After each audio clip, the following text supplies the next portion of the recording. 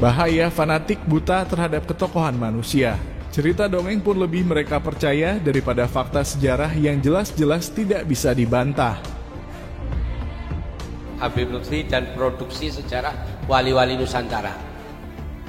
Itu yang kami ceritakan tadi tentang seminarnya, yaitu Dr. Haji Fajri Alatas PhD itu mengemukakan bahwa praktek Habib Lutfi bin Yahya mengidentifikasi makam-makam kuno sebagai makam wali melalui mimpi dan visi spiritualnya telah berjalan lama.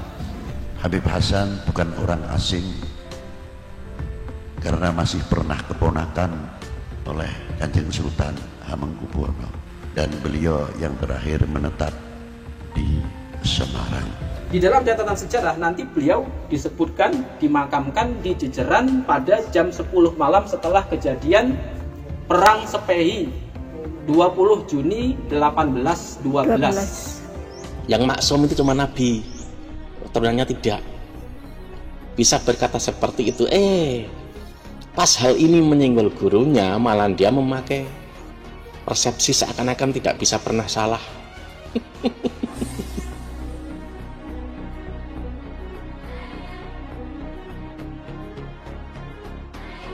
Jangan pernah fanatik buta terhadap ketokohan manusia, tapi fanatiklah kepada ideologinya atau fanatiklah kepada jati diri kita sebagai suatu bangsa.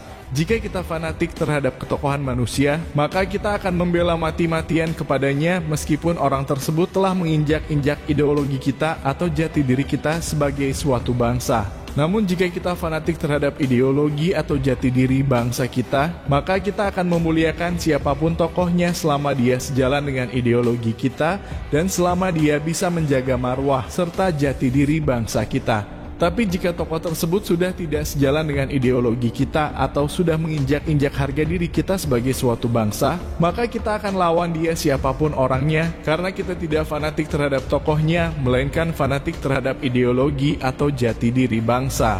Fanatik buta terhadap ketokohan manusia sudah jelas akan mematikan akal sehat kita, karena hati akan otomatis dibutakan oleh kefanatikan kita, sehingga kesalahan sebesar apapun yang diperbuat oleh sang tokoh, maka mata kita tidak akan pernah bisa melihatnya. Contoh paling nyata adalah si Arya. Mantan teman seperjuangan kita yang satu ini ternyata adalah orang yang memiliki sifat fanatik buta terhadap ketokohan manusia, yaitu kepada sang gurunya Habib Lutfi bin Yahya yang dia anggap sebagai manusia yang mustahil bisa berbuat salah. Bukti nyata bahaya akan fanatik buta terhadap ketokohan manusia jelas nampak pada si Arya, di mana dia berusaha mati-matian membela gurunya yang berdasarkan data dan fakta sejarah beliau telah terindikasi membelokkan sejarah KRT Sumodiningrat yang diklaim sebagai Habib Hasan bin Toha yang merupakan leluhurnya.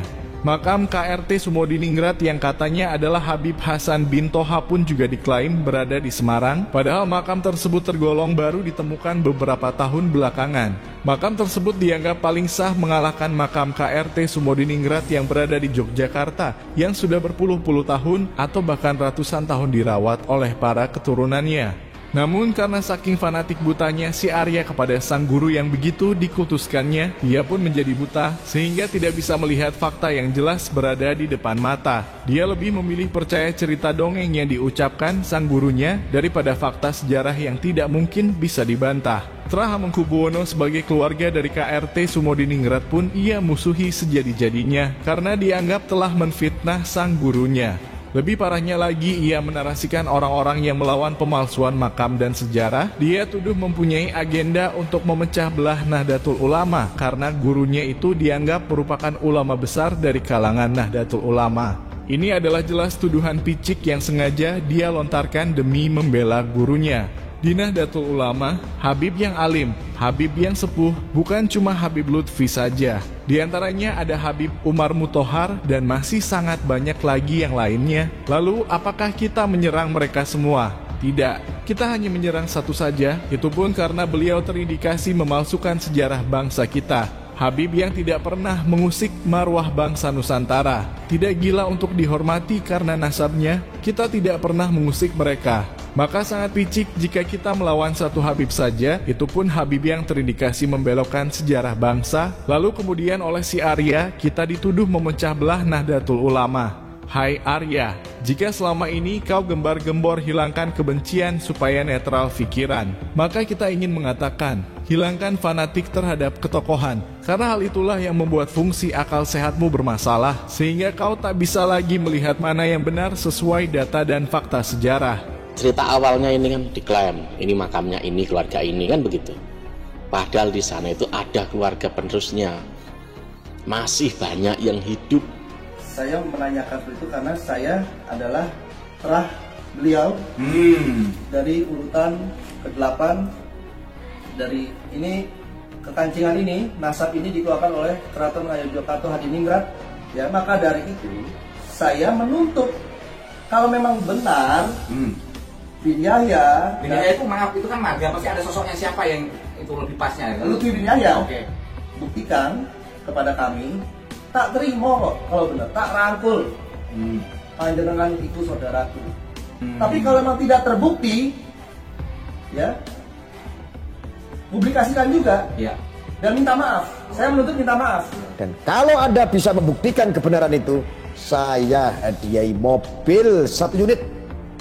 1 unit mobil buat Anda. Sudah kurang ajar kalian itu. Aku udah mohon-mohon, aku sudah himbau. Kalian boleh sama, tujuannya sama kayak saya mengawal Wali Songo, mengawal ulama dan kiai prioritas pribumi, mengawal tesisnya Kiai Imad. Bukan berarti mengawal dengan cara-cara kotor kayak begitu, menyerang personal orang. Sekarang yang diserang personal, yang diserang sekarang orang alim, semua diserang-serangin. Asal Balawi kamu serang. Siapapun orangnya, mau alim, mau apapun orangnya, jenisnya, kesalahan setiap manusia itu pasti ada. Jangan gini ya, yang maksum itu cuma Nabi, keturunannya tidak. Bisa berkata seperti itu, pas hal ini menyinggol gurunya, malah dia memakai persepsi seakan-akan tidak bisa pernah salah.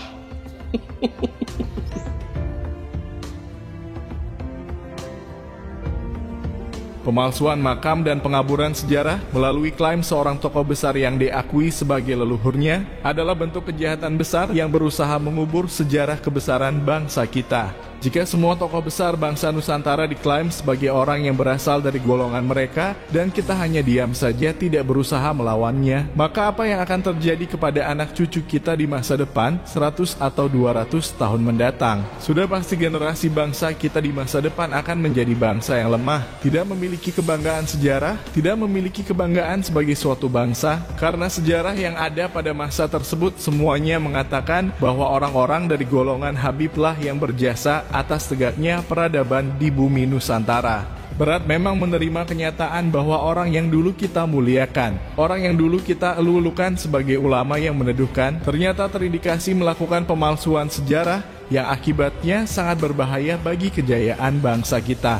Namun seperti yang kita bilang di awal, kita tidak fanatik terhadap ketokohan manusia, tapi kita lebih fanatik terhadap jati diri bangsa kita. Biarlah mereka yang fanatik terhadap ketokohan manusia akan terus memelihara kebodohannya, membiarkan akal sehatnya bermasalah, sehingga lebih mempercayai cerita dongeng daripada fakta sejarah yang ada di depan mata. Kita tidak akan bersikap bodoh seperti mereka dan akan tetap tegak lurus menentang penyesatan-penyesatan sejarah, menentang perampokan makam dan perampokan nasab leluhur kita, meski harus berhadapan dengan sesama kaum pribumi Nusantara yang memposisikan diri sebagai benteng hidup dari golongan mereka.